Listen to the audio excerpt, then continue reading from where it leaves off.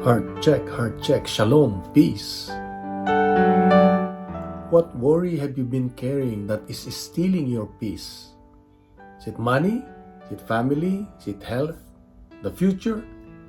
Because if we're honest, sometimes our minds are working hard, but our hearts are getting tired. You know, in today's gospel, Jesus Christ says, "Do not worry about your life." Then Jesus points to the birds and the flowers. They don't control tomorrow, yet God still takes care of them. Jesus is not saying, don't care. He is saying, don't let worry become bigger than trust. Don't let worry become bigger than trust. So honestly, many of our daily problems feel heavy because we try to solve everything at once. Tomorrow's problems, next month's problems, things outside our control, and we end up losing peace today. Peace today. So ask yourself, let's ask ourselves, what is one small thing I can do today? Do only that.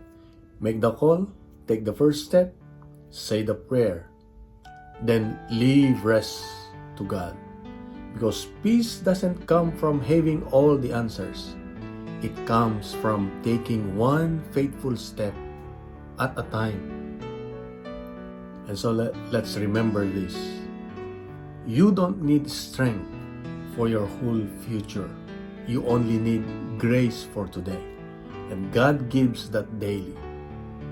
And so let us pray. Lord Jesus, help me stop carrying what I cannot control.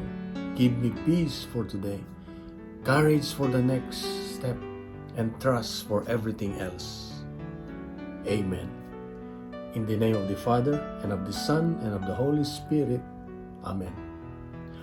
May I request to please share this gospel reflection to your friends, to your relatives, or community. And please leave your comments below. Comments that will inspire other people. And let's fill social media with good news, not bad news, not fake news. And let's make the Word of God go viral. God bless, and God is good.